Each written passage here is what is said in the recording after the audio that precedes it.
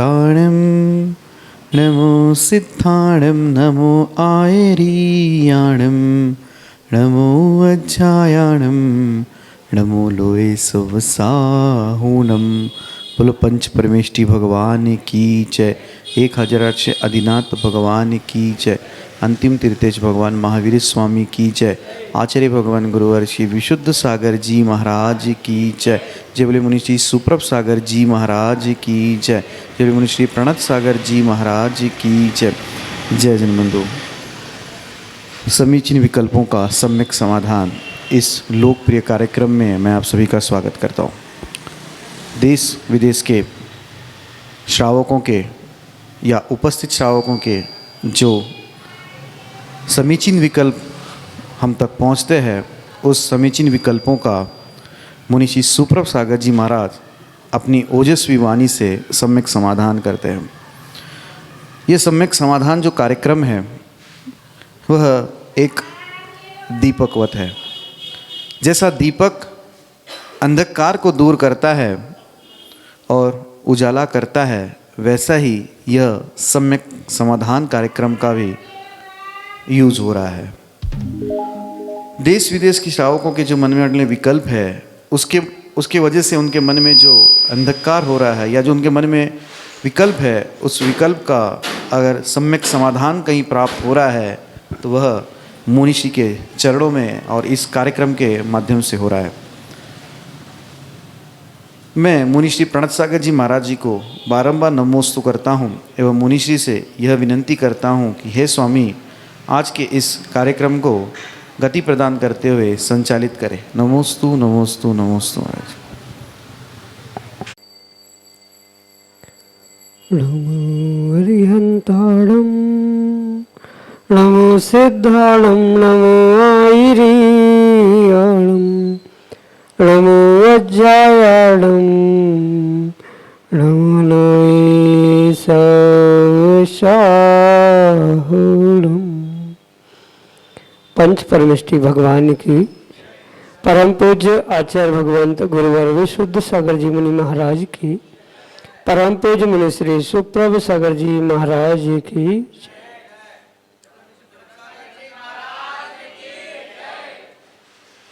समीचीन विकल्पों का सम्यक समाधान। सम्यक ज्ञान की वह अनूठी विधा जिसके माध्यम से हम सभी अपने मन में उठने वाले उन अनेकानेक समीचीन विकल्पों का सम्यक समाधान परम पूज्य मुनि श्री सुप्रभ सागर जी महाराज के मुखारविंद से प्राप्त कर रहे हैं।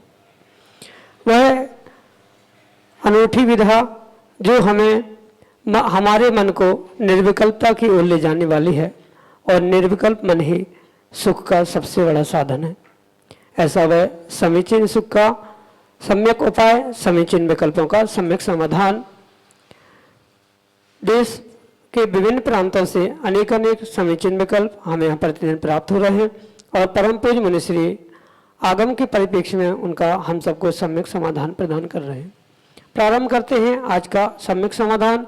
और आज का पहला विकल्प प्रतिष्ठाचार्य पंडित विनोद कुमार जैन, राजवांस मध्य प्रदेश से, परम पूज्य मुनिश्री के चरणों में बारंबार नमोस्तु निवेदित करते हुए अपना समीचीन विकल्प रख रहे हैं कि महाराज जी, द्रव्य, तत्व और पदार्थ में क्या अंतर है। हमारे समीचीन विकल्प का सम्यक समाधान करने की अनुकंपा करें। नमोस्तु महाराज जी, नमोस्तु।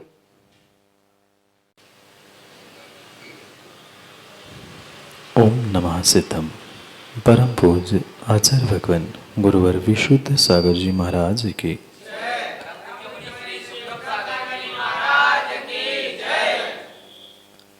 जैनागम में एक पदार्थ या एक वस्तु को समझने के लिए अनेक दृष्टियों को प्रदान किया, जिसे हमारे आचार्य भगवंतों ने कहीं नए भी कहा है। और उस अनेकांतात्मक वस्तु को वास्तविक रूप से समझने के लिए अनेक दृष्टियों को रखना भी आवश्यक है। जैसे वह जीव द्रव्य के ही विषय में हम समझे दृष्टांत के उदाहरण में, तो वह जीव नाम की जो वस्तु है उसे द्रव्य भी कहा, तत्व भी कहा, पदार्थ भी कहा और आस्तिकाय रूप भी स्वीकार किया। जहाँ पर जिस प्रकार से लेखक की या वक्ता की या समझने वाले का अभिप्राय निहित होता है, उसी प्रकार से उस वस्तु को उसी नाम से कहा जाएगा। जब पर्यायों में अनेक प्रकार से परिवर्तित होते हुए यानी पर्यायों को द्रवित करते हुए प्राप्त करते हुए जब उस वस्तु का कथन किया जाएगा तो उसी वस्तु को यानी जीव को द्रव्य कहा जाएगा। जब अस्थि और काय इन दोनों के संयोग से जब वस्तु का कथन होगा तब उसको अस्थि काय के दृष्टि से जीवास्थि काय कहा जाएगा। जबकि वस्तु यानी वह जीव एक ही था, एक ही प्रकार का था, पर कथन की अपेक्षा से, समझने और समझाने की अपेक्षा से कभी उसे द्रव्य, कभी तत्व, कभी अस्थि काय और कभी पदार्थ कहा जाएगा। क्योंकि अक्सर आप देखना, इन चाहे 6 द्रव्य का कथन हो, 7 तत्वों का कथन हो, 9 पदार्थों का कथन हो या 5 अस्थिकायों का कथन हो, उनमें सबसे पहले कोई आता है तो वह जीव है। और उस जीव की ही अपेक्षा से हम समझे तो एक एक की पहले परिभाषा समझने की आवश्यकता है। तस्य भावस् तत्वम, जो जिसका स्वभाव है उसको वैसा उसको तत्व कहा है। जीव का जो स्वभाव रूप ग्रहण करना होगा, जब जीव के स्वभाव का अभिप्राय होगा वहाँ पर जीव को तत्व कहा जाएगा। जीव के देव नारकी आदि पर्यायों में होने वाले परिणमन या पर्यायों को प्राप्त करने वाली अवस्थाओं के अपेक्षा से जब कथन होगा तब उस जीव को द्रव्य कहा जाएगा। और वही जीव को पुण्य पाप के साथ जोड़ते हुए उस अनेक प्रकार से उसमें सत्व का ग्रहण करना होगा, वहाँ पर उसे पदार्थ रूप से ग्रहण किया जाएगा।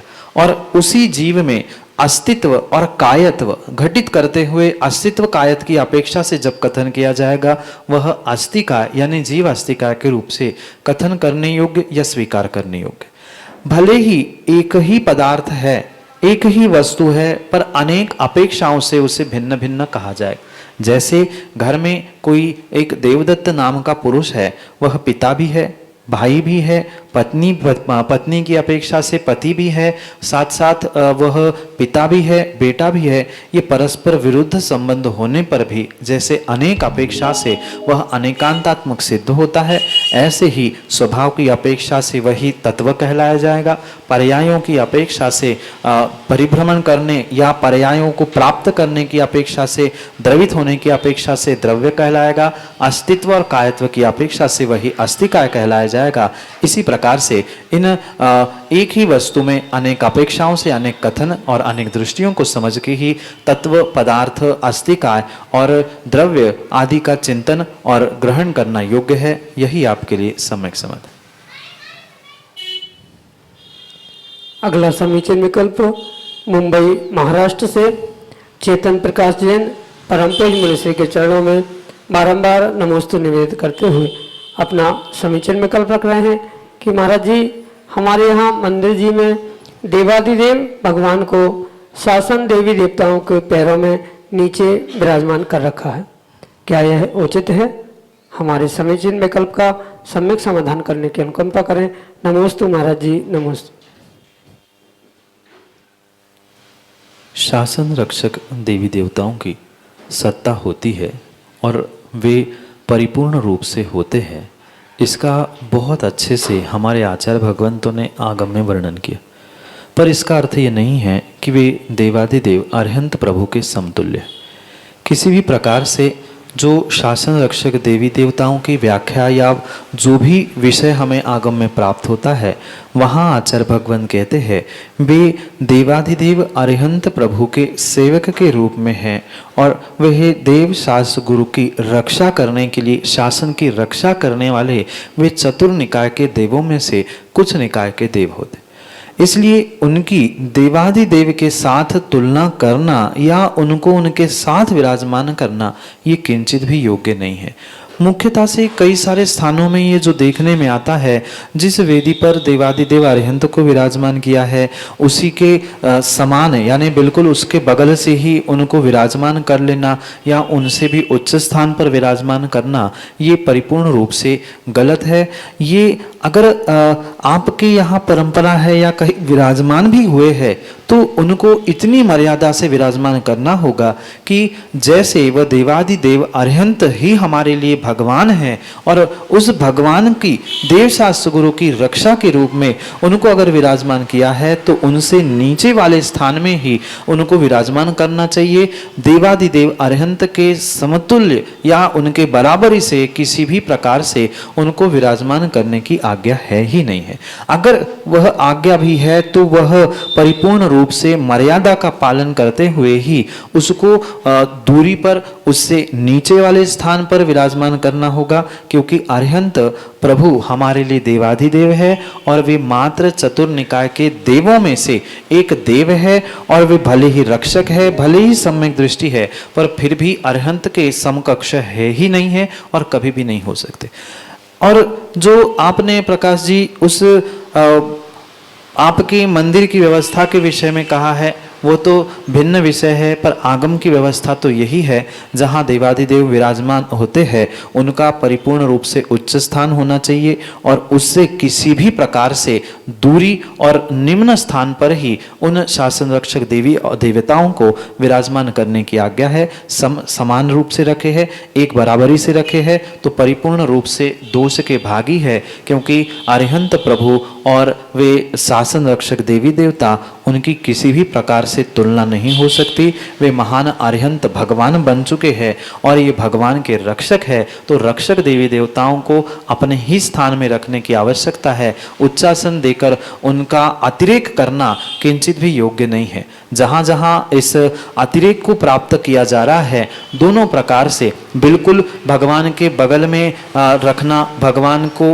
भगवान से भी ऊंचा रखना, ये भी मिथ्यात है। और अगर शासन रक्षक देवी देवताओं को विराजमान है तो उनको बस नीचा स्थान दे के रखना होगा। अगर बराबरी या उच्चासन दे रहे तो भी गलत है और अगर अलग ही कर रहे हैं तो भी गलत है। इसलिए आगम के परिप्रेक्ष्य में उनकी सत्ता को स्वीकार करते हुए देवादिदेव से भी वे नीचे है। देव, शास्त्र और गुरु इन तीनों से उनका स्थान नीचे ही है। वह एक सामान्य सम्यक दृष्टि श्रावक के बराबर है। भले ही देव पर्याय क्यों ना हो, उनको अपने ही स्थान में नीचे ही रखना ही योग्य है। उच्चासन देना, बराबरी देना, अरिहंत प्रभु से ऊंचा कर लेना ये किंचित भी योग्य नहीं है। यही आपके लिए सम्यक समाधान। अनुभव जैन कपासिया मढ़ौरा उत्तर प्रदेश से परम पूज्य मनुष्य के चरणों में बारंबार नमोस्तु निवेदित करते हुए अपना समीचीन विकल्प रख रहे हैं कि महाराज जी नवदेवता पूजन में आता है कि नवदेवों को भक्तिवश कोटि कोटि प्रणाम। इसमें भक्तिवश से लेखक का क्या अभिप्राय है? क्या लेखक केवल भक्ति में ही नवदेवों को प्रणाम करना चाहते हैं या फिर कभी भी प्रणाम कर सकते हैं? हमारे समीचीन विकल्प का सम्यक समाधान करने की अनुकंपा करें। नमोस्तु महाराज जी, नमोस्तु। नवदेवों को भक्तिवश कोटि कोटि प्रणाम। यहाँ जो लेखक कवि का अभिप्राय है उस अभिप्राय को समझना बहुत आवश्यक है।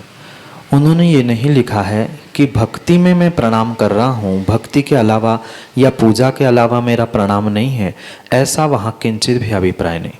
वहाँ कवि का यही अभिप्राय है, मैं जब जब नव देवताओं को नमस्कार करूं तब तब मैं भक्ति के वशीभूत होकर ही करूं। भक्ति से रहित होकर की गई ही क्रिया, भावों से रहित होकर की गई हुई क्रिया कभी भी फलीभूत नहीं होती। इसी बात को समझते हुए वहाँ पर कवि ने ये लिखा है कि भक्ति के वशीभूत होकर ही मैं प्रणाम कर रहा हूँ, मात्र दिखावे के लिए मैं कभी भी प्रणाम ना करूँ। इसी अभिप्राय को लेकर वहाँ पर ये पंक्तियाँ लिखी गई है कि भक्ति के वशीभूत होकर मैं कोटि कोटि प्रणाम कर रहा हूँ, मात्र दिखावे के लिए प्रणाम मैं नहीं कर रहा हूँ। यहाँ पर यह अभिप्राय है। ऐसा कवि का किंचित भी अभिप्राय नहीं है कि मात्र पूजा करते समय ही मैं नवदेवताओं को नमस्कार कर रहा हूँ, अन्य समय में मेरी भक्ति नहीं है या प्रणाम नहीं कर रहा हूँ। ऐसा वह किंचित भी वहाँ अभिप्राय नहीं है। एकमात्र उनका अभिप्राय है जब जब मैं प्रणाम करूँ, जब मैं कोटि कोटि बार प्रणाम कर रहा हूँ, अभी करूँ, बाद में करूँ या पहले कर रहा था, वहाँ पे मैं भक्ति के वशीभूत होकर ही प्रणाम करूँ, भक्ति से युक्त होकर ही प्रणाम करूँ। क्योंकि भक्ति से रहित की गई क्रिया, भावों से रहित की गई क्रिया आचार भगवंत शून्य कहते हैं। इसलिए वह भक्ति पूर्ण भावों से युक्त होते हुए ही मैं उन नव देवताओं को प्रणाम करूं, ऐसा ही कवि का अभिप्राय है। हाँ, अब उस अभिप्राय को कोई किसी प्रकार से छल ग्रहण करते हुए भिन्न प्रकार से ग्रहण करे तो वह उसका व्यक्तिगत उसका छल है, पर ऐसा कवि का वह अभिप्राय नहीं है। भक्ति से युक्त होकर ही मैं नवदेवताओं को हमेशा नित्य ही प्रणाम करूं, इसी अभिप्राय से इस पंक्ति को वहां लिखा है। यही आपके लिए सम्यक समाधान। अगले समीचीन विकल्प के लिए श्रीमती गुणमाला जैन, बाहुबली कॉलोनी, सागर, मध्य प्रदेश से हमारे सामने।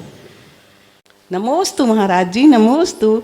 विपरीत परिस्थितियों में जीव अपने परिणामों को किस तरह स्थिर रखे, कृपया मेरी शंका का समाधान कीजिए। माँ, जीव के पिछले पुण्य पाप रूप कर्मों के निमित्त से जीव के साथ प्रतिकूलता अनुकूलता ये सहज ही लगी रहती। अगर हम ऐसा समझे कि ये जीवन के वास्तव में दो पहलू है, चाहे सुख दुख रूप हो, चाहे प्रतिकूलता या अनुकूलता, उन प्रत्येक प्रतिकूल घटनाओं के साथ या दुख के समय में, प्रतिकूलता के काल में अगर ये जीव ने सबसे बड़ा निर्णय भीतर कर लिया कि ये जो कुछ भी प्रतिकूलताएं मेरे साथ हो रही है या दुख जो भी मुझे भोगने को मिल रहा है, ये परिपूर्ण रूप से मेरे ही पिछले कर्मों का उदय है, इस बात का अगर वह भीतर ही भीतर निर्णय कर ले तो वह कितनी ही विपरीतता, कितने ही कष्ट मुझे आ जाए, पर वह दुखी नहीं हो सकता। दोनों में अंतर समझने की आवश्यकता है। विपरीतता या आसाता वेदनी का उदय आना भिन्न है और दुखी होना भिन्न है। उस दुख के दिनों में, विपरीतताओं के दिनों में उसको अपना मानते हुए अगर हमने ये निर्णय किया है, मैंने ऐसा कुछ काम किया था जिसके कारण से विपरीतता आ रही है, तो हमें उस घटनाओं से या उस विपरीतताओं के विपरीत दिनों में कभी भी हमारा मन अस्थिर नहीं होगा, हम दुखी नहीं हो सकते। क्योंकि कर्म भले ही हमें दुखी करने के लिए या विपरीत परिस्थितियां हमें दुखी करने के लिए आ सकती है, पर दुखी होना कि नहीं होना ये मेरे स्वाधीन होता है। वह विपरीत परिस्थितियां, कष्ट, परेशानियां ये कर्माधीन हो सकते हैं, पर दुखी होना नहीं होना, उस दुखों के दिनों में, विपरीत दिनों में भी अपने आप को संभाल के रखना, ये मेरी स्वाधीन परिणति होती। सबसे बड़ा निर्णय हमें यही करना होगा सुख को प्राप्त करने के लिए कि मैंने किए हुए कर्मों का ही ये मुझे प्रतिफल मिल रहा है, तभी हम कुछ अंशों में वहाँ अपने आप को संभालने की शक्ति रखते हैं। फिर जैसे ये निर्णय हो जाएगा कि मैंने ही ऐसा कार्य किया था जिसके कारण से मेरे साथ ही विपरीतताएं दिख रही है, फिर अगले निर्णय पे हमें यहाँ पहुँचना होगा कि आज उन विपरीतताओं में मैं पुनः दुख करूँगा तो आने वाले समय में पुनः दुख ही मिलेगा। क्योंकि साता असाता वेदनी कर्म के निमित्त से हमें ये अनुकूलताएं, प्रतिकूलताएं सब कुछ प्राप्त होती, और जो ये प्रतिकूलता में भी दुख आदि प्राप्त हो रहा है, वे असाता वेदनी में हमने कभी स्वयं दुख किया था, दूसरों को दुखी किया था, इस कारण से ही वह असाता वेदनी रूप या अन्य प्रकार की विपरीतताएं प्राप्त हुई। उन विपरीतताओं में पुनः दुख करेंगे, पुनः चिंता करते हुए, पुनः दुख ही दुख, शोक करते रहेंगे, तो पुनः हमारे लिए असता का आश्रय होगा, ये भी निर्णय करने की आवश्यकता है। क्योंकि दुख, शोक, तापा, क्रंदन, परिवेदना आदि रूप से असाता वेदनीय के कारण आचार्य भगवंतों ने समझा है। इसलिए दुख के, विपरीतता के काल में पहला निर्णय ये करना होगा कि मैंने जो किया है मुझे भोगना पड़ रहा है, आज मैं नहीं संभालूंगा तो आने वाले समय में पुनः मुझे विपरीतता और पुनः दुख मिल सकता है। इन दोनों कारणों को अगर सम्यक प्रकार से हम चिंतन में ले आएंगे तो नियम से विपरीतता में भी हम अपने परिणामों को संभालने का पुरुषार्थ कर सकते।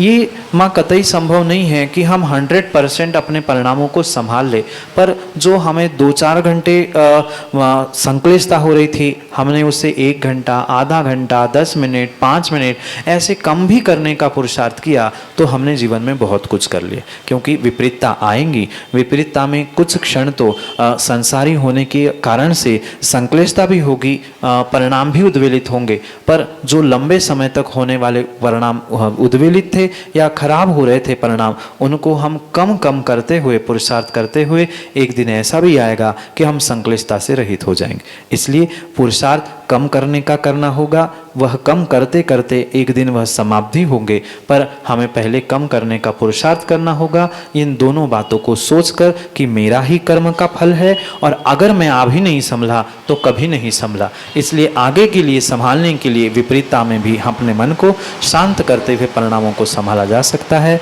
यही आपके लिए सम्यक समाधान। अगले समीचीन विकल्प के लिए वासिम महाराष्ट्र से हमारे सामने हैं दुष्यंत जैन अपने समीचीन विकल्प के साथ। नमोस्तु महाराज जी, नमोस्तु महाराज जी। मेरा प्रश्न है, जब अपन महाराज जी के समक्ष रहते हैं और कुछ उपास करते हैं तो कुछ भी अकुलता व्याकुलता मन में नहीं आती है, पर वही भाव से जब गृहस्थाव में रहते हैं और महाराज जी तो दूर रहते हैं, तब अपन कुछ उपास करते हैं तो अकुलता व्याकुलता क्यों बढ़ती है? भाव तो वही रहता है। नमस्ते महाराज। प्रत्येक द्रव्य का जो परिणमन और परिणाम होता है, परिपूर्ण रूप से उसमें द्रव्य, क्षेत्र, काल और भाव, इन निमित्तों का प्रभाव अवश्य ही होता है। भले ही उपादान कितना ही निर्मल क्यों ना हो, पर उस निर्मल उपादान के लिए ये द्रव्य, क्षेत्र, काल रूपी निमित्त कार्यकारी हुआ करते। क्योंकि आप स्वयं अनुभव करना, आपके वासी में भी भगवान का मंदिर है, वही पास में अंतरिक्ष पार्श्वनाथ का भी मंदिर है। जो विशुद्धि वहाँ बनती है वह वहाँ नहीं बनती, वह विशुद्धि अन्य स्थानों में नहीं बनती। क्योंकि ये जीव की निमित्त से प्रत्येक द्रव्य का, क्षेत्र का, काल का और दूसरों के भावों का निमित्त नैमित्तिक संबंध होते हुए अपने जीव के परिणाम और परिणति को सुधारने के लिए, बिगाड़ने के लिए कार्यकारी कारण हो सकता है।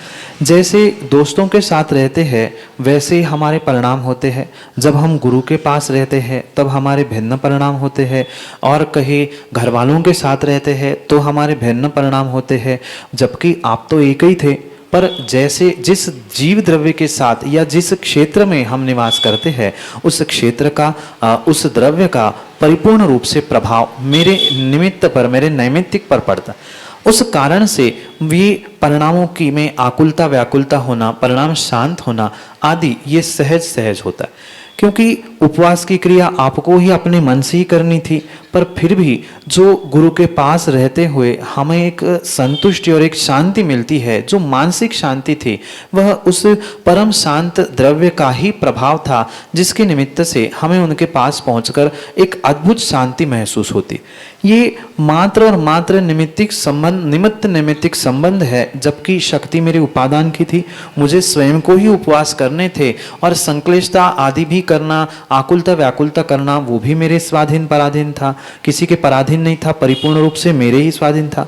पर फिर भी उस विशेष रूप से गुरु के चरणों में पहुंचकर जो ये हमने अपने आप को संतुष्ट कर लिया, अब तो मैं गुरु के चरणों में आया हूँ, अब मुझे कोई आकुलता नहीं, जो भी होगा गुरु जी देख लेंगे, प्रभु जी देख लेंगे। ये जो निराकुलता की स्थिति हुई है वह उस द्रव्य के विशेष विशेष वर्गणाओं के निमित्त से हुई। जबकि गुरु ने आपको कहा नहीं था उपवास करो कि आप करोगे तो अच्छा होगा, ऐसा कुछ भी नहीं कहा था, पर स्वयं के ही परिणाम वहां पहुंचकर इसलिए हुए थे कि उनकी जो पुण्य की वर्गणाएं वहां से निकल रही थी, उन पुण्य की वर्गणाओं ने, उस निमित्त ने आपके नैमित्तिक को प्रभावित करते हुए उस आकुलता व्याकुलता से दूर किया था। इस कारण से ही वह गुरु के पास पहुंचने से सहज रूप से वह परिणामों की शांति होना, ये द्रव्य क्षेत्र काल भाव रूपी निमित्तों का ही प्रभाव होता है, जिसके कारण से यह सहज परिणमन होता है। यही आपके लिए सम्यक समाधान। अगले समीचीन विकल्प के लिए हमारे सामने हैं लघुनंदन जैन बेगमगंज मध्य प्रदेश से अपने समीचीन विकल्प के साथ। नमोस्तु मुनिश्री। मेरा एक प्रश्न है, संसार का सबसे कठिन कार्य क्या है? कृपया मार्गदर्शित कीजिए। संसार में वस्तु का सत्य स्वरूप जानना कठिन नहीं है, पर जो जाना है उसे मानना और जीवन में उतारना सबसे कठिन बात। अगर दूसरी भाषा में, दूसरे शब्दों में इसे समझे तो जो हमने जाना है उसे मानना और मान कसाय को विगलित करना, ये सबसे बड़ा, सबसे कठिन संसार का कार्य। संसार प्राप्त होने के पीछे का ही अगर कारण कुछ है तो ये मान कसा है, जो मनुष्य को जन्म से ही प्राप्त होती है। और जिन जिन जीवों ने इस मान कसाय को मना लिया है वो ही सत्य को मान सकता है, जीवन में उतार सकता है। क्योंकि संसार में अधिकांश जीव ऐसे हैं, लगभग सभी जीवों ने सत्य को जाना है, पर विरले ही जीव होते हैं जो सत्य को मानते, और जो सत्य को जान के मानते हैं वे ही परमात्मा बनते। और इसलिए ये संसार में सबसे कठिन बात कोई है तो दुनिया को मनाना नहीं है, अपितु अपने मन को ही सत्य से मना लेना, ये सबसे बड़ी कठिन बात।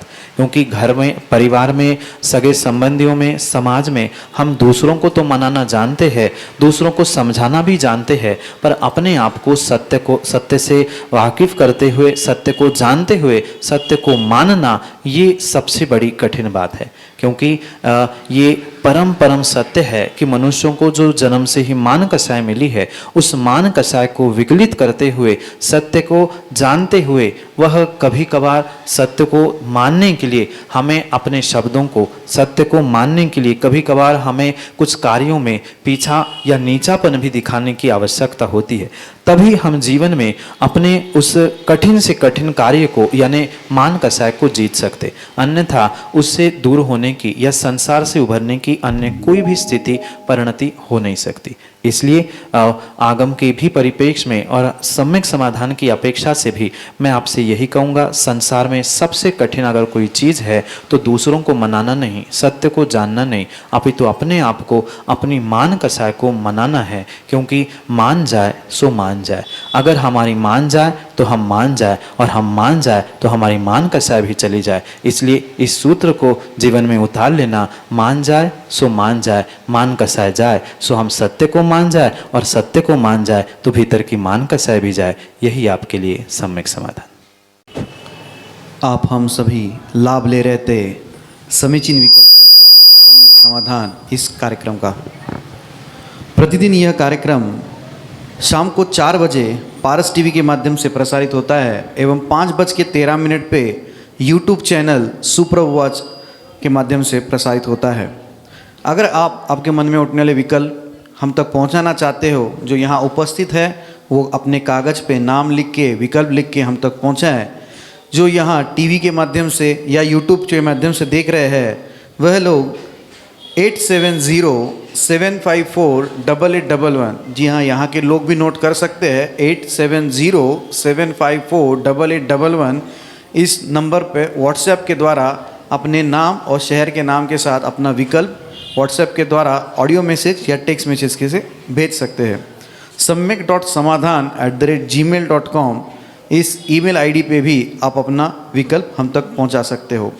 मुनिषी के प्रवचन प्रतिदिन शाम को 7:40 पे जिनवाणी टीवी के माध्यम से प्रसारित होते हैं। मुनिषी के प्रवचन, जो अद्भुत विषय मुनिषी आज प्रवचन में कह रहे थे रत्नमाला ग्रंथ के बारे में, वह ग्रंथ का स्वाध्याय कहो या उसका प्रवचन प्रतिदिन शाम को 7:40 पे जिनवाणी टीवी के माध्यम से प्रसारित होता है। मुनिषी के अन्य प्रवचन और अधिक जानकारी के लिए आप सुप्रभ वॉच इस यूट्यूब चैनल को सब्सक्राइब करके उसके बेल आइकन को जरूर दबाइए, ताकि आपको चैनल की ओर से नोटिफिकेशन प्राप्त होती रहे। मुनिषी के चरणों में बारंबार नमोस्तु करता हूँ एवं आज के इस सम्यक समाधान की बेला को यहीं पे विराम देता हूँ। नमोस्तु नमोस्तु नमोस्तु। आज